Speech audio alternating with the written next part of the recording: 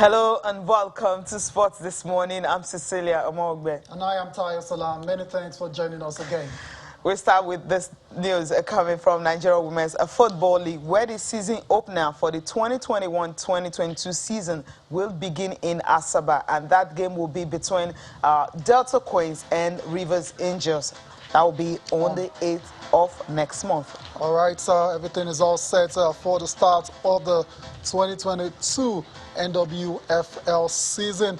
We've got all of the fixtures for match day 1 for you in the course of the program. Also on the show this time around in the NBA, where the Phoenix Suns are still very, very hot after they defeated the Dallas Mavericks for their 10th straight victory.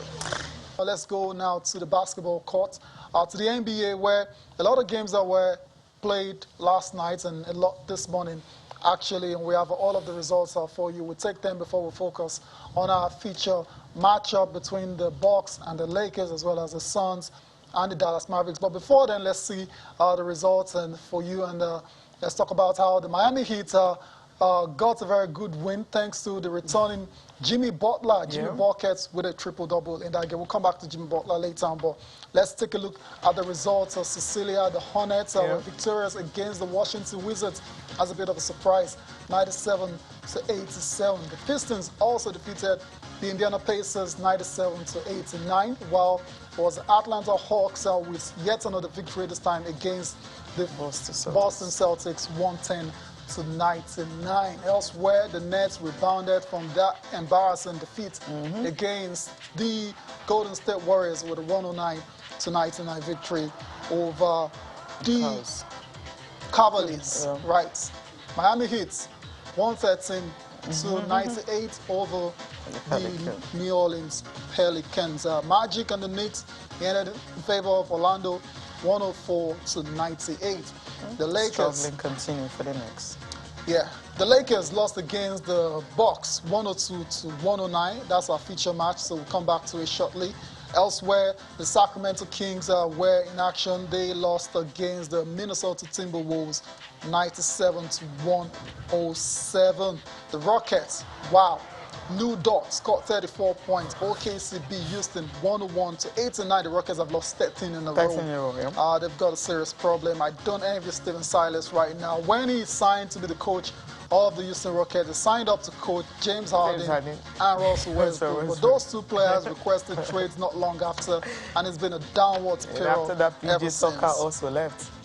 All right. The Mavericks and the Suns ended 105-108, 98 in favor of Phoenix. Devin Booker, 24 points in that game. We'll come back to that game as well. And last but not the least, the Trail Blazers are protecting home court like they've always done this season, 112-107 over the Chicago Bulls. They've won 7 at home this season and lost just 1. So it was always going to be tough for the Bulls to pull out a victory in that game.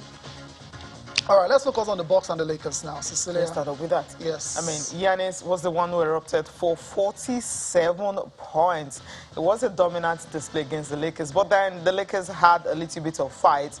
Giannis making 18 of his 23 field goals, collecting 9 rebounds, 3 assists for the Bucks, and the Bucks right now 7-8 for them. For the Lakers is 8-8, not looking good for them this season. And if you take a look at contributions from other players, Chris Middleton, he's back. He finished with 16.6 assists and 5 rebounds. Ray Allen also, I said Ray Allen. I mean, he matched up that first place with 1,551 career threes. Good one, right?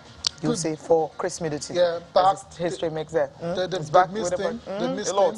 COVID layoff. It's good to see him back after missing 8 games. And he played 30 minutes in this game. I didn't think he was going to play that many minutes. Made consecutive 3-pointers, 30 seconds apart early in the 4th quarter to put the Bucks ahead for good.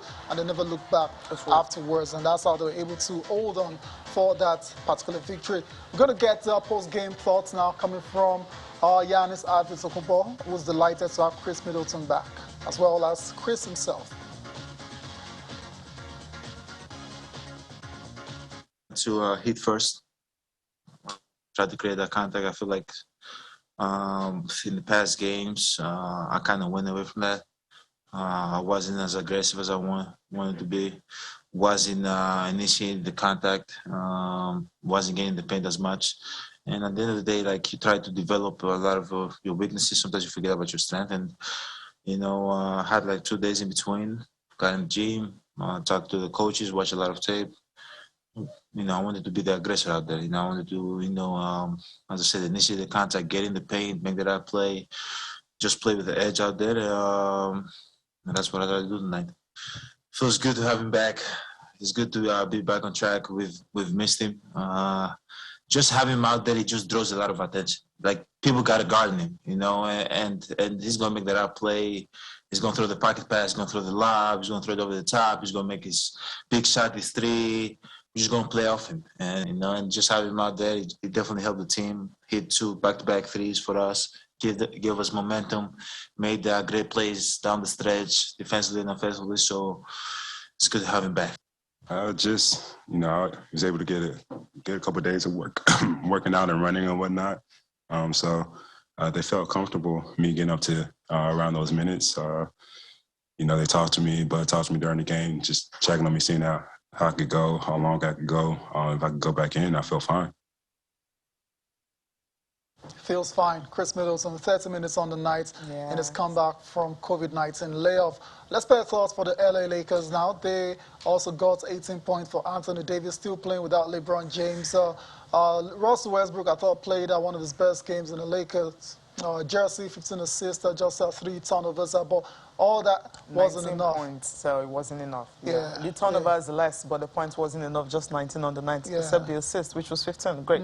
Not bad at all, but it wasn't enough to defeat the LA Lakers. And the coach of the Lakers, Frank Vogel, despite the loss, is taking a lot of positives out of this game, as well as Anthony Davis. Let's listen to them now. For sure. It's a different look. We're playing small, so I pick and roll coverages and switching some things, and they allow Giannis to get behind, and then he's going against Rondo or Wayne, and it's a height advantage and a disadvantage for us. So we switched to the zone and try to keep everything in front, and they got us back in it, got us out on a break. They scored a couple times, but it's some tough shots. But it looked good for us tonight. I think that was a big difference maker. I think that only happened a handful of possessions. Our defense, when we have a small lineup, is less double teams on the ball, and more keeping him inside. There were some switching situations late in the game.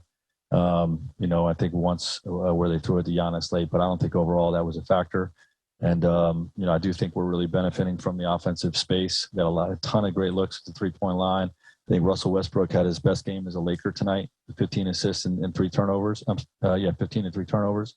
And, clearly he's benefiting from that space, and AD is as well. They're just double teaming him, and he's been making the right play. So, a lot of positives. Disappointed that we didn't pull it out. Disappointed in, some of the calls we got, but that's to be expected down the stretch. I think Anthony Davis getting 0 free throw attempts is something that's a little bit mind-boggling, and we'll continue to communicate with the league on that. But overall, a lot of positives. Frank Vogel taking the positives from that loss against the Milwaukee Bucks, and for the LA Lakers, LeBron James is expected to come back from that injury. It's going to be on Friday, so fingers crossed. Since LeBron went down, the Lakers have lost 5 and won just 3. So perhaps when the King returns, the LA Lakers will return to winning ways as well. So let's take a look at our top performers. All of the guys that stood out for their teams in the games played this morning in the NBA. Giannis, 47, 9, and 3. This performance is coming on the back of Giannis telling GQ that he might actually be leaving the Milwaukee Bucks for a new challenge when his contract is over. Let's move on quickly to the next guy quickly. All right, Jason Tatum as well to 34, 9, and 5.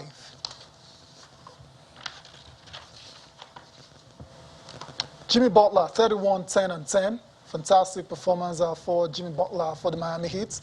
Quickly, let's move on to the next guy. Lou Dort, 34, 8, and 2 for the OKC Thunder. And last but not the least is Zach Levine, 30 points, 6 rebounds, and 2 assists for the Bulls in their loss against the Portland Trail Blazers. Well, we need to go on a break now. Our first stop for the show, and we'll come back. There's still a lot more on the show, including our continued post-mortem of the match between the Super Eagles of Nigeria and Cape Verde and what to expect in the final round of qualifiers for the Qatar 2022 World Cup. Join us again.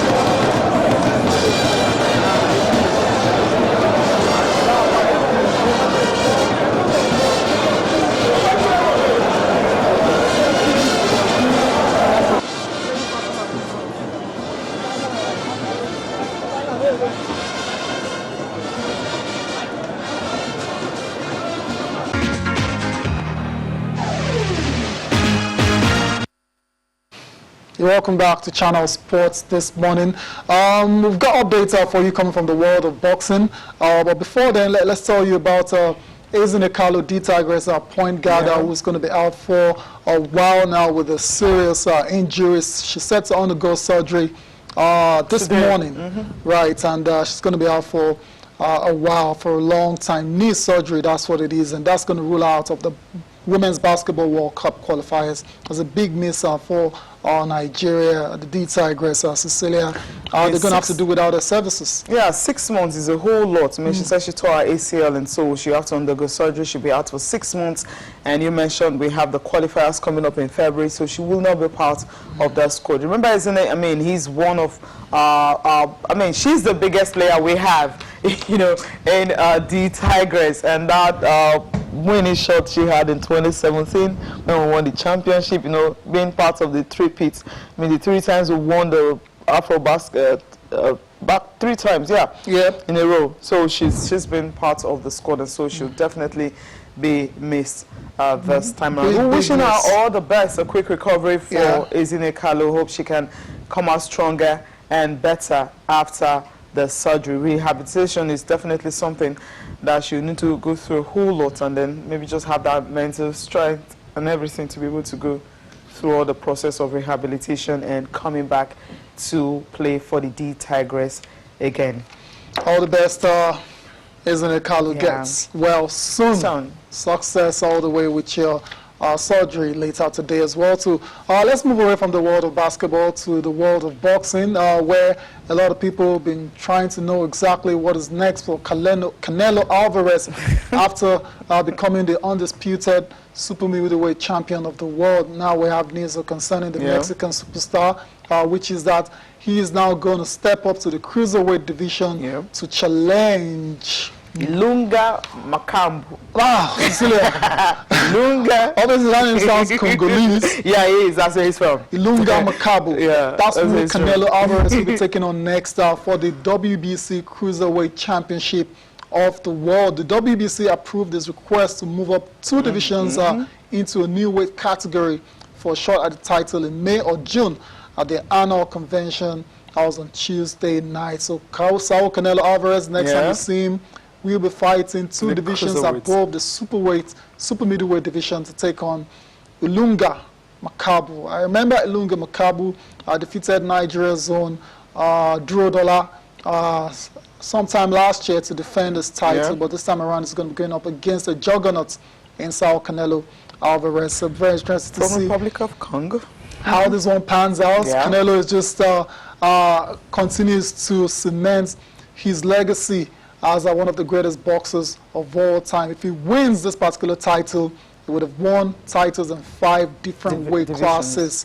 Of course, still some way off the likes of Manny Pacquiao, who won in 8 divisions. But what this guy has done is remarkable as well. So Mauricio Sulaiman is the WBC president. It's pretty much confirmed this news. It says the WBC has approved unanimously Canelo to fight for WBC Cruiserweight Championship of the world. This is a surprise to me, but I'm sure he will continue to make history. It's a surprise because we didn't think Canelo would want to go to cruiserweight. Cruiserweight is just a step away from heavyweight. Kind of loud. I mean, maybe after cruiserweight concrete that myself to heavyweight. I know that's not going to happen. But if you take a look at Makabu, I mean, Makabu is really not a small fighter.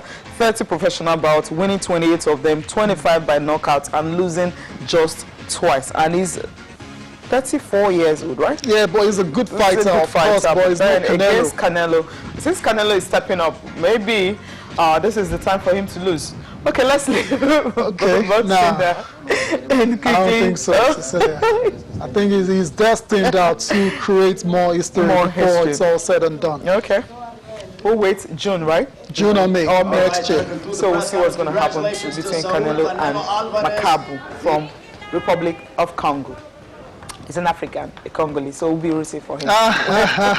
Quickly, let's talk about touchdown with NPFL Premiership, where the date, we already know the date is December 8th, but now we have the fixtures and, of course, the way it's grouped. Yes, it's going to be another abridged version. There's going to also be Super 6. That was agreed on when they had their Congress in Lagos some time ago. But right now, we've got the fixtures for you. You can start with the group games. You have the Group A and the Group B, where you have Adamawa Queens, Confluence Queens, Edo Queens, Osun Babes, Pelican Stars, Niger Rattles, and Nasarawa Amazon Stars in Group A. Then you go to Group B, where you have the likes of Abia Angels, Baiso Queens, Delta Queens, Rivers Angels, FC Robo, Royal Queens, and Sunshine Queens. Now the fixtures for week 1, where you have the season opener that will be taking place in Asababo. Week 1, you have a Confluence, Pelicans, Niger Rattles, and Osun Babes, and newly promoted Adamawa Queens coming back into the Premiership. Will be hosting Edo Queens in the opening game in Yola. Yes, this is where you have the opener, which will be between Delta Queens and Rivers Angels Tayo. That will be in Asaba at the Stadium. That's a big one. Big one to start off the new season in the Nigerian Women's Professional Football League. There's also FC Robo against Abia Angels, as well as Sunshine Queens taking on Bayelsa Queens. So those are your match day 1 fixtures for the 2021-2022 NWFL Premiership season. We can't wait for it to start. We've got the date, we've got the fixture, so December 8th, we'll wait. NPFL, we're waiting. Right? Yeah, wait. Ladies first, you know what they say. Yeah, in everything. Yeah. Okay, now let's go to Lekki. Badaki today. Johnson is going to be joining us to talk about the Super Eagles of Nigeria. Yes, he has talked about it. I remember when I asked Bada the last time that we're going to see goals. He said categorically, no, it's not going to happen because this Cup of Eagles don't create enough chances, so they won't score more goals. And at the end of the day, yeah, he was right. Bada, good morning. It's good to have you. Morning, Cecilia. I hate that I was right. I was hoping to be proven wrong, but it is what it is. The reality is that these Eagles are without wings, and something has to change. So we start off the show on a not too pleasant note. We can't be losing at home to Central African Republic. We can't be drawing, playing out a dull, very, very almost depressing 90-minute plus against Cape Verde. No disrespect to them. We should be steamrolling teams like that. And to have put ourselves in a position where just with one chance created, one crack at goal by the Cape Verdeans, we could have been dumped out of World Cup qualification.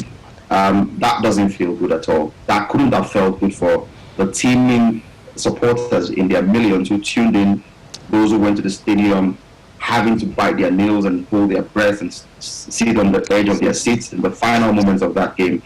Couldn't have been nice and shouldn't be happening. And something has to give.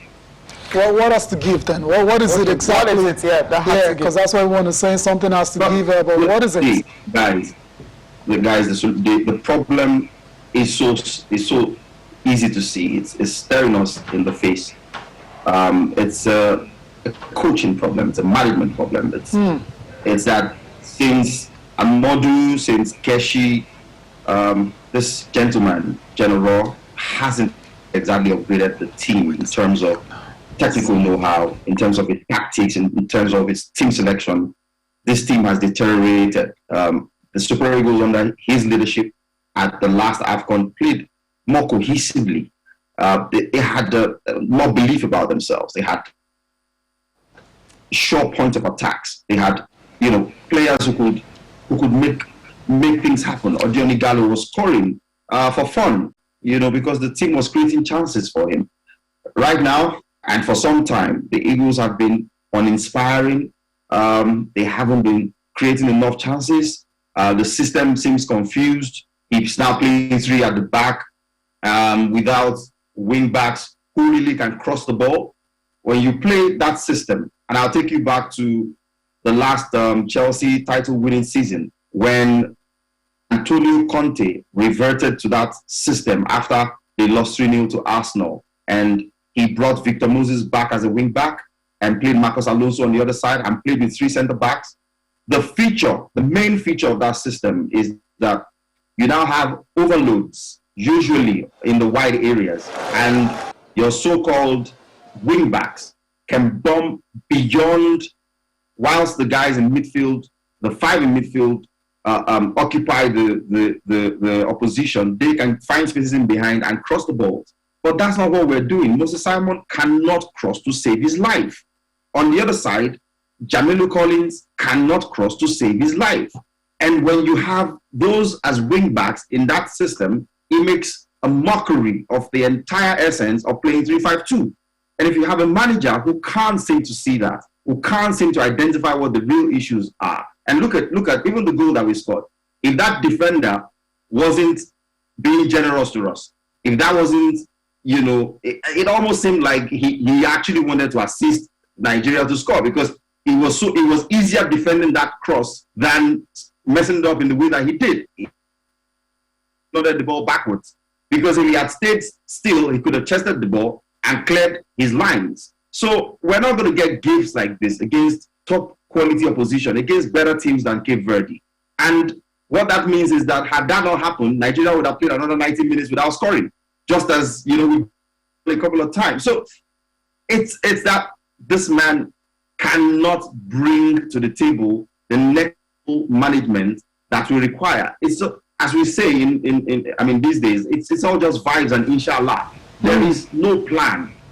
There is no plan. You can't see any.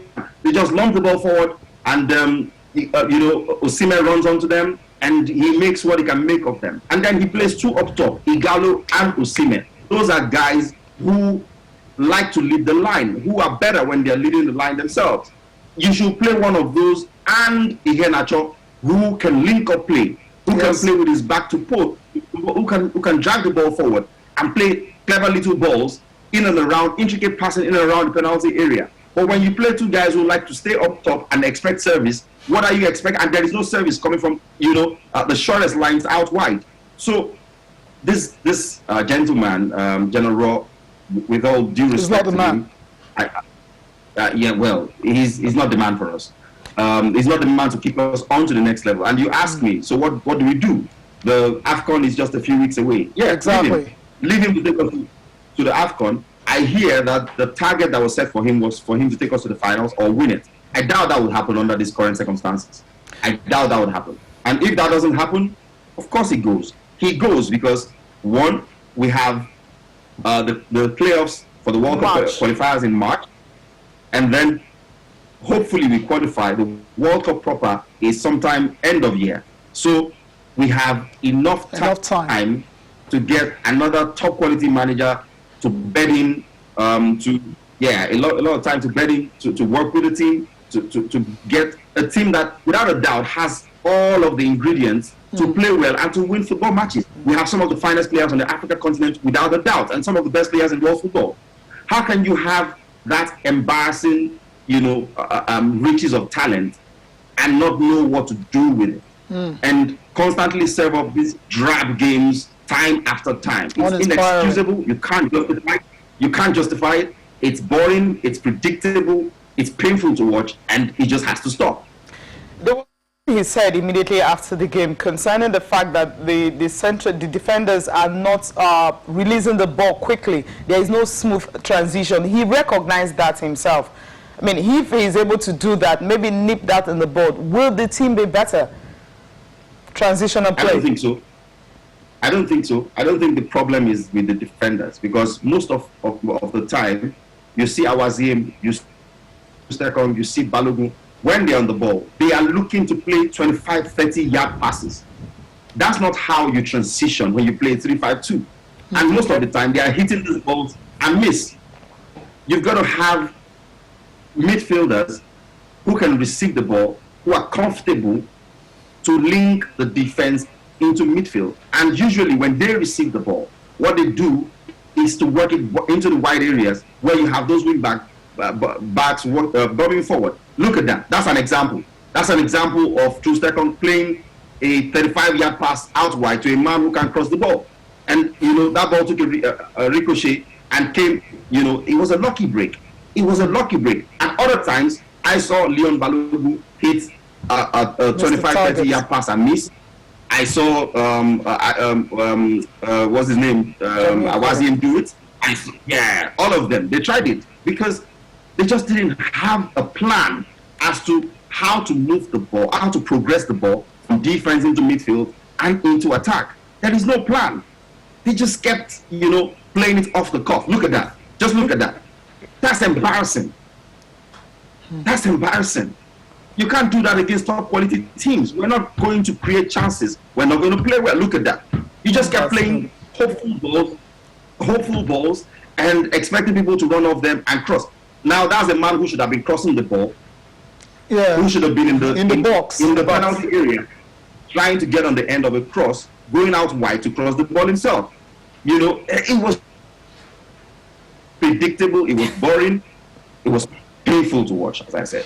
All right. But we can let you go on and on and on about this matter, but surely you're still going to get many more opportunities to talk about the Super Eagles of Nigeria, especially when the opponent for the final round of qualifiers is finally revealed.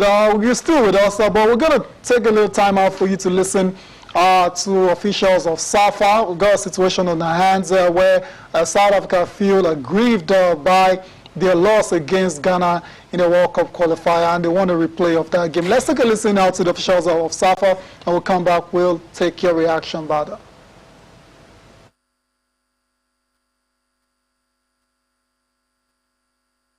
Our responsibility as SAFA, a national association, is to recognize first whether there's any bias, okay, that we can prove against our team. Two, we have to resist and expose such bias. And thirdly, is to report it to FIFA.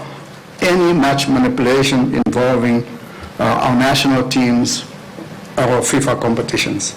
So what is match manipulation? And what are we placing before FIFA?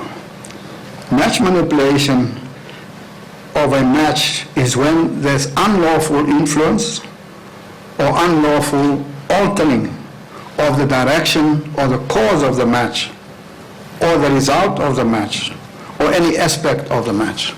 And so the first question that we must answer, well, was there unlawful either deliberately ignoring or deliberately applying? You can be sure of it. The determination in the team was there. We wanted to do a good result. A good result is winning, but that we knew that it should be very difficult, but we should play a game to be qualified for the next round. And I saw that on the players, I saw our behavior. There was concentration, everything was there to do a good game. And then the game started. And after 50 minutes, I went to the bench and I said to my two assistants, forget it, forget it. Ghana will win this game. We still have Bada Kitsune Johnson with us, and we're going to take his reaction now to the South African complaints about that game against Ghana, which cost them a qualification spot to the final round of qualifiers for Qatar 2022. Bada, first of all, you've seen that match, you've seen the penalty. It's safe to say it was controversial, but so far, South Africa wanting a replay of that game, it's very unlikely, surely. Well, Tayo, the first thing to establish is that SAFA isn't exactly complaining just about the penalty. They are saying that in general. Analyzed, yeah, they've analyzed the game and they've established empirically that they suffered 90.9% incorrect decisions during a single match. According to who? To them? To them, yes. Secondly, they've also alleged that they have identified betting patterns that corresponded with the way the match was officiated. So, for instance, if bettors take what's it called now? Say that there's going to be take a bet, a punt on a penalty being awarded in the 10th minute of a match, and exactly on the 10th minute a penalty is awarded. They also say there's going to be a throw-in or a free kick given on the 20th minute, and so it happens, then you can almost establish that that match was premeditated in some way, or the officiating was premeditated. So those are very grave accusations, Kyle. And I hope for the sake of the integrity of the game that these accusations are not proven to be right, because it would be a shame if indeed this travesty took place in a World Cup qualifier right here on African soil. And stuff like this have happened in the past. We hoped that they would never happen again in football. If it's down to the referee making questionable calls, we see that in league football almost every other day. There is nothing spectacular or out of the ordinary about a team feeling aggrieved about not getting the penalty call or getting the penalty called against them. What concerns me are these betting allegations, are these accusations around the referee getting 90.9% of his decisions wrong. They said they've watched hours and hours of that game and they've identified patterns of bias that would mean that they have a strong case to FIFA. And not only are they recommending that the match is replayed, they're also obviously asking that the referee never refers a game of football again, in Africa. So, like I said, I do hope that these things are objectively reviewed, and at the end of the day, like, it's proven to not be true, because if it is true, it is damaging for African football. Damaging, indeed. But I want to thank you for joining us on the program. Appreciate your analysis and insights as always. Thank you. Thank you, Tyler. Thanks, Cecilia. You're welcome. Cheers, brother. There you go, Cecilia. Hopefully, those accusations, allegations, betting patterns, it's frightening. Yeah, 99.9% of decisions wrong. So what it looks like, SAFA have done their homework. They've come up with a great case, what they believe is a great case, and it's over to the authorities now, FIFA and CAF, to investigate and see if there's anything to irregularities to be worried about here. Like Bada said, hopefully that's not the case, because that'll be an absolute travesty. For them to come up with that 99%, I mean, getting all the calls wrong, I mean, saying they need to investigate penalty at a particular time and it happens. I mean, we'll just listen to Yigo, man, he's saying that, okay, like, so if betting is involved, it's going to be a grievous thing for Africa, as Bada mentioned. We just hope that's not the case. But if that's the case, obviously the game will be replayed. I think they can prove it. They can prove it. Can be FIFA will have beyond, to replay that game on the balance, maybe on a neutral ground, and those referees, as he mentioned, would never be able to, officiate any match again if that's the case. But if that's not the case, so South Africa will just have to swallow that bitter pill and then prepare for the next World Cup in 2026, right? We'll see. We'll see how it pans out. We'll continue to monitor that situation.